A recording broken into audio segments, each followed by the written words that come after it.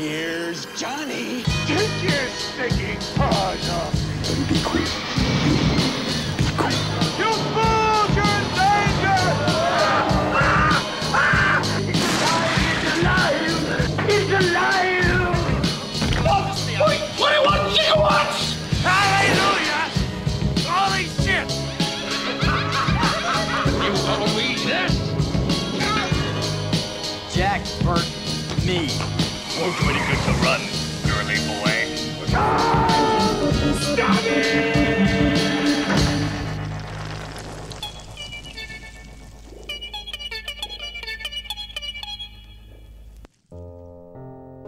What's up, guys, and welcome back to the Lucid Nightmare. I'm your host, as always, Jay Schatzer. And today, we're going to be continuing to just push through the horror DVD collection and Blu-ray collection of mine. It's been going on for far too long, and the end is in sight, but I don't think we're going to see it this video. So let's get right in, and hopefully we got some cool gems for you. Alright, let's start out with a recent pickup of a very, very sought-after box set. A lot of people have been pre-ordering this baby. Just came out a couple weeks ago, and people are loving it. It is the Hemisphere of Horror Blu-ray box set of a bunch of Philippine films, horror movies, from all walks of life, vampire films, just weird B-movie, Frankenstein type inspired films, to Edgar Allan Poe stuff. So it's a really, really great collection. I actually sat down and watched the entire thing over a course of a few days. Really great stuff. The movies in the box set are comprised of The Blood Drinkers and Curse of the Vampires, Brain of Blood, and last but not least is a double feature, The Black Cat, and also the Torture Chamber of Dr. Sadism? The Torture Chamber of Dr. Sadism, which was actually really good. I knew it under, I thought it was under a different title, but that was a first watch for me. I mean, all of these were a first watch. Some of these I've never even heard of before. The Blood Drinkers was probably one of my favorites. It's a really, really cool vampire tale that has you can tell from the back here, it's just like an amazing color palette. It switches back and forth from just really vibrant reds, blues, and greens and stuff like that. It's a very Argento-esque, but and Mario Bava-esque. But yeah, this was probably the best one because it was just so surreal and weird. They're all weird though. Let's be fair, all these flicks are very weird. Curse of the Vampires was more of a drama, kind of horror film about a family that's dealing with a vampire problem within their kind of lavish estate. And there's a lot of secrets, mystery, and stuff to it. Really cool stuff. It had a really good Hammer feel to it. But I enjoyed it. And then this one was a very odd one. Brain of Blood was almost like a Frankenstein kind of film where this dying old man wants to be transplanted to a different body, and this mad scientist does it, but the mad scientist has different ideas, and it's just a lot of really wacky stuff. Really B-movie, low-budget 70s material. Really cool stuff, interesting, definitely an oddity that not a lot of people have seen. I enjoyed it a lot. And then lastly, first I watched The Torture Chamber of Dr. Sadism, and that one was actually really, really cool. Probably surprisingly, some of these moments in this film are one of the most stark, surreal, visually enjoyable things I've seen in a long, long time. Especially the carriage ride to the castle. There's just some weird scenes where like people are just hung from trees and they're just going through. It's almost like a dream. It's really, really cool stuff. It's good to note that Christopher Lee stars in that film as just an evil sadist man who loves torturing people. But yeah, and then lastly, The Black Cat was just a very odd retelling of Edgar Allan Poe. Yeah, it's just a very, very different take on it. Brutal and sadistic at times, just really interesting. And I've never even knew about this kind of adaptation of the Edgar Allan Poe story. So yeah, they're all great pickups in the box set. And of course, this is a companion piece to the Blood Island box set that came out by Severin. So I've showed that one in earlier videos. But yeah, it's a damn good set. Very good set, very good companion piece to everything. If I could just fit this damn thing back in here. Maybe I did it backwards, whatever. But yeah, great set altogether. Absolutely fabulous, and I'm so happy with it. And hopefully you guys pre-ordered yours and got it, because I know just like the Blood Island collection, that one went out of print super, super fast. So get your Hemisphere of Horrors box set before they go out of print. But let's keep this train moving with a modern horror film that came out last year that I absolutely loved. Had shades of John Carpenter, just a really great combination of kind of those sensibilities with a Saving Private Ryan kind of feel, or Band of Brothers. And of course I'm talking about Overlord. Just a great Nazi zombie film. I know there's a shit ton of them, but there's not really a lot of good ones, to be honest, and this is one of the good ones.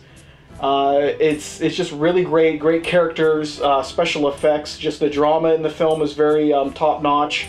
I mean, you could take the zombies out of this film and just, it would be a good war story. And another thing that I thought was interesting is that one of the main characters in the film, I swear to God, by the end of the movie, I'm like, damn, this guy is doing the best Kurt Russell impersonation, like a Snake Plissken kind of like character that I've ever seen. And then to see the credits roll and find out that the guy was played by Kurt Russell's actual son. I can't remember what the hell his name is. I don't see it anywhere on here. Shit. Whatever his name is, guy does a damn good job. He looks, feels, acts just like Kurt Russell in this film, and I thought that was kind of an interesting twist, not going in knowing that they were related and having that feel to it. But great flick, loved it, saw it in theaters, and from the moment the opening credits started with that retro title card, I was just like, I'm sold, and I was in from that start. But let's keep going to the next one. It's an older Roger Corman film that I actually have not seen. I've been meaning to do that because I love the main actor in it. Looks like it's a good story, really gothic. And it is The Premature Burial. And I don't know how this slipped by me, or just I haven't had the chance to watch it, because I believe I own it on DVD somewhere. But yep, nice, good black and white looking gothic film with some atmosphere to it, with the main cast member Ray Milland in it. Yeah, looks like it's something that could be up my alley, so I will have to watch that sometime soon. Still don't know why I've never seen it. But yep, good looking flick, add it to the collection. And now we're going to delve into some... Now this first film here is a classic British horror film. I've got two different versions. I have one on DVD that's a box set, like a special edition thing, and then I've got the final cut on Blu-ray. And the movie I'm talking about is The Wicker Man. So you can see there the two editions I have, because I just couldn't part with this cool wooden box of it. But yeah, The Wicker Man is just insane. If you haven't seen it before, definitely check the film out. What do they got in here? A little poster. But yeah, film's great. Stars Christopher Lee as a crazy kind of like cult leader living on an island where people are just batshit crazy. And cop has to go there and investigate a missing girl. So it's just, it's really hard to describe. I actually reviewed it a few years back, so check that out on the channel for the Wicker Man review. But yeah, just a damn good film with a potent atmosphere and just unsettling ending, and just a whole shitload of taboo moments in it, because it plays a lot with religion, with the inspector who's coming to the island to investigate the missing girl. He's a Christian or a Catholic. I think he's a hardened Catholic, and he's up against like a pagan cult. So they're all about just free spirits and just a lot of weird different stuff that he's conflicted with. So it's got all that going for it, plus just a very strange atmosphere and an amazing cast all around. So The Wicker Man, a great film. And the reason I laughed when I was looking down there is because I have, well, it's the companion to it, but it's the remake that is almost exactly opposite of the quality that the original has. But I love Nicolas Cage's performance in this film, and I don't know why I love this film so much. It makes me laugh so hard, and I just get caught up in the ridiculous, ludicrous nature of it all. And I'm talking about that damn Wicker Man remake with Nicolas Cage in the lead role as the inspector, or the police officer coming to find out what happened to a missing girl. I'm just running through the scenes in my head. It's just pure joy. I don't know. Some people probably are just so attached to the original that they're like, you know, F this movie. This remake is horrible. It insults everything about it. But I just detach myself from the original and watch this as a standalone, batshit crazy, loopy flick. And it entertains on so many levels. It is not a good film. I mean, I can't stress that enough. It is not a good film. It is just an entertaining and fun movie to get lost in and just laugh it up, because Nicolas Cage is on fire in this film. He is insane. He's just yelling at everyone. He is drop-kicking women and just running around in a bear suit. I mean, you cannot go wrong with how ridiculous and ludicrous this film is. But yeah, if you like weird films that are just so stupid they're funny and very entertaining, then check out the Wicker Man remake. And definitely check out the original, because that is where it all started, and it is the better film by far. But let's just move on to a box set of a film series that I love. But there's a story behind this where it's kind of bittersweet, because I have this right here, Nightmare on Elm Street, the DVD collection. And why it's bittersweet is that I actually owned the Blu-ray collection, but in the complications of me moving back into my house, my ex-wife felt it's her right to just snatch it and not tell me. She just stole that, and I found out that she actually stole my Solo Star Wars story. I don't know why these two movies. She's not a movie fan. She doesn't like movies. I don't know why she stole those, because she knew it would piss me off. But that's why it's kind of bittersweet, because I look at this box set and it just reminds me that I was violated by having somebody steal something of mine out of my own home. When I was being nice and letting her come and go and take random things of hers, trying to make it a nice transition. Of course, I changed the locks, and from then on it's been a nice fun roller coaster of bullshit. But here is my Nightmare on Elm Street DVD collection. I love the movies. Really wish I had the Blu-ray, god damn it. But yep, got them on DVD at least. She didn't take that from me. Well, let's move on to more happier feelings. Well, not really, because Jacob's Ladder is a story about my life, it seems. Living in a nightmare. But yeah, Jacob's Ladder is an amazing, amazing film, directed by Adrian Lin. Yeah, just an amazing film. If you have not seen this movie, and I believe I have the review up on the channel, definitely check it out, because it is something to actually behold, because it's so surreal and dreamlike and nightmarish. The storyline has so many ups and downs, and the Tim Robbins as Jacob Singer, the main character in this film, he's just so sympathetic and grounded in reality that it's so crazy to see all this weird stuff happening around him. But it kind of circles around a I guess a New York City postal carrier that after the Vietnam War, he tries to reassimilate back into life, but he's having all these nightmarish dreams. He doesn't know if something happened to him and his platoon in Vietnam, if they were gassed with some kind of experimental chemicals. But yeah, it's so crazy. It deals with so many aspects.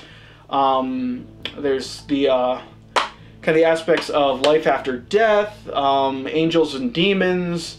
There's just so many great qualities to this film, and I wish I don't know if there's a Blu-ray to this, but I would love to upgrade it, because it's one of my favorite films, and for some reason, every time I meet somebody, I always like, hey, you want to watch Jacob's Ladder? And, you know, they're not used to these kind of crazy-ass flicks, so they're just like, man, this guy's a psycho or something when they watch it. But, yeah, Jacob's Ladder is a must. Just a great performances from every single character involved. It really is an amazing flick. But let's keep moving on. Keep moving forward to a movie that I first saw a couple years ago. I've been meaning to see it forever because I am such a fan of this story. But it is Island of Lost Souls. And if you don't know, this is kind of the first film that adapted H.G. Wells' The Island of Dr. Moreau. So that crazy story about a scientist experimenting on animal-human hybrids on an island, this is where it all kind of started. Just a great, beautifully shot black and white film. This is the Criterion edition, and I just really wish I had it on Blu-ray too. But it's a really great flick. I've actually enjoyed every single adaptation of the story, from this one to Island of Dr. Moreau, I guess the 70s version to the 90s version, and even the ones that were kind of loosely based on it. They were kind of rip-offs. Can't really, what is that, Terrible People, is it called? I think that's the one. I mean, I reviewed it on the channel. I believe that's the name of it. So many damn titles in my head. But yeah, all of those stories, I just love the whole tropical location, weird animal experiments and hybrids, and it's just very interesting. And I really would have liked to watch Richard Stanley's version of that 90s version before he was booted off the set. And then that's a whole nother story, but yeah, I love the story, and that's definitely a great film to have in the collection. And I think I actually, if I haven't reviewed Island of Lost Souls, I will remedy that quick because this is such an awesome flick. I believe I did, because I don't see how I would let this one pass, because that's kind of one of the main reasons I wanted to get it, is to review it. But yeah, if not, yeah, if it's not on there, let me know. I will check right after this to see, but I will get a review up as quick as possible because that's a great flick. But let's keep moving on to a French, I believe, yes, a French horror film that is black and white, beautifully shot, just really classic, almost ascends the kind of tropes of the genre. It is Eyes Without a Face.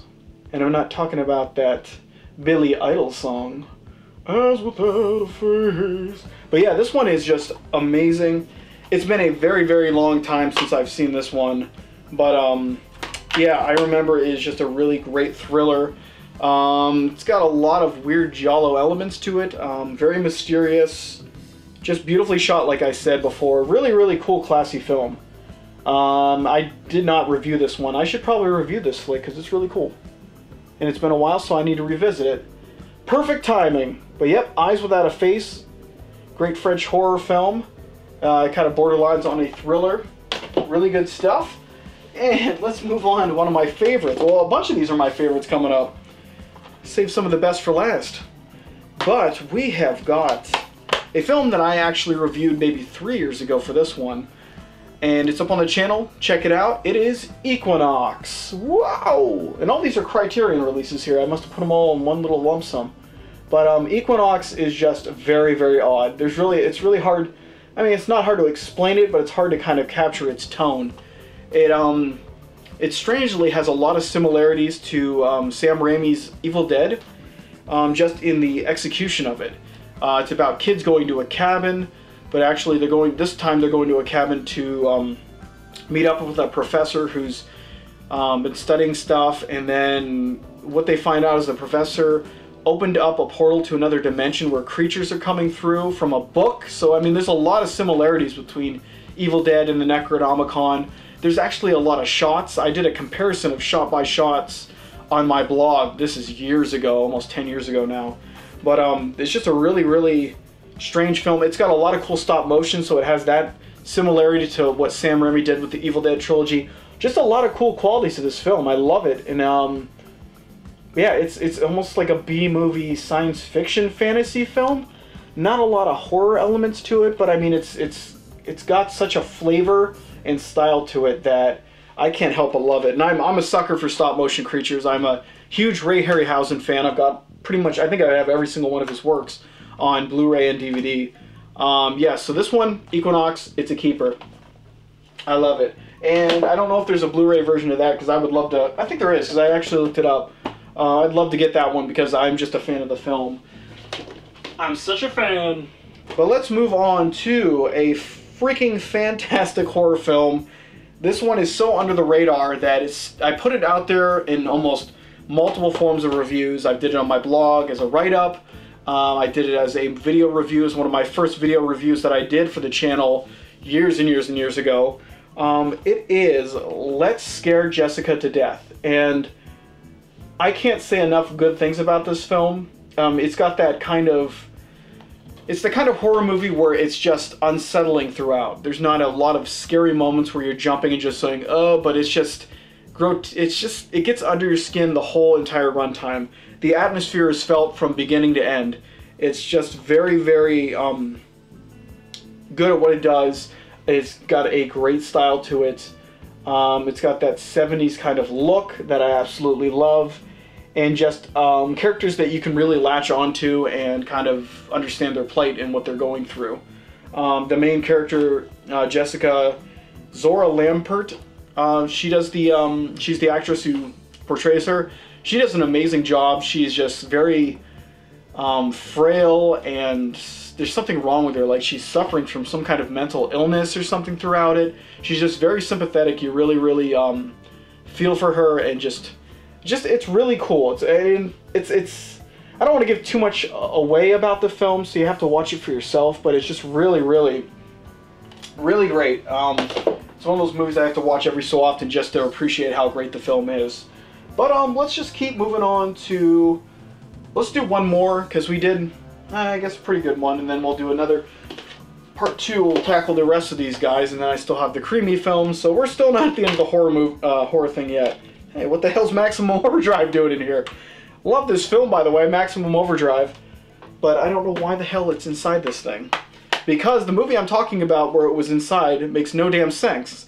It is a Japanese horror film called Kuroneko. And I don't know if I'm butchering that, but I don't know Japanese and I don't know the pronunciation. But this is an amazingly atmospheric kind of spiritual kind of horror film about ghosts and just different beings in Japanese lore. Really cool stuff. I believe it covers a few tales of Japanese lore. But yeah, this is the Criterion release of it. And it's just it's beautifully shot in black and white. It came out in 1968. And it is just really, really cool. I'm a sucker for Japanese kind of mythology and lore. And what I really love is my daughter started getting wrapped up in that stuff because of, I don't know if you've ever heard of Yokai Watch. It's kind of like a Pokemon spin-off, like cartoon where they kind of call from the mythology and spirits and ghosts and stuff like that. She was really into that, so she wants to go to Japan to see all this stuff because I told her there's actually shrines that are dedicated to a lot of those yokai, because yokai is kind of spirit or ghost in Japanese. But this is kind of like the adult version of it. So when she gets old enough, I'll start showing her some of these ones that kind of delve into that lore. But yep, really, really great film. I know I have another one somewhere that tackles this kind of stuff. But yeah, like... what's that, yokai? There's another yokai series. I have a few of those films, but yep, really good stuff. Beautifully shot film, and just fabulous all around.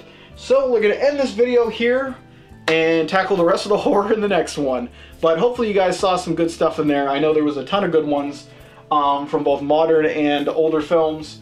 That whole box set, the Horror of Hemisphere of Horror box set, is definitely one to pick up if you're looking for that kind of crazy, kind of cinematic flair. Let's Scare Jessica to Death, great one. Reviews up on the channel, check that out. Equinox reviews on the channel, check that out. Jacob's Ladder reviews on the channel, check that out. Yeah, what else do we got here? Yeah, Wicker Man, check that out. Both versions, I love them all. But yeah, I'm going to end it right now because I'm just rambling. So guys, hopefully you saw some cool gems you liked, you want to check out for yourself, or ones that you forgot about and you want to revisit. Like, I know I want to revisit the Kuroko and just Let's Scare Jessica to Death, and I want to do an Eyes Without a Face review for sure because great films all around, so many movies, no time to do it. But guys, I will check you later at the next one. Take care, stay out of trouble, and I'll see you guys later. See ya!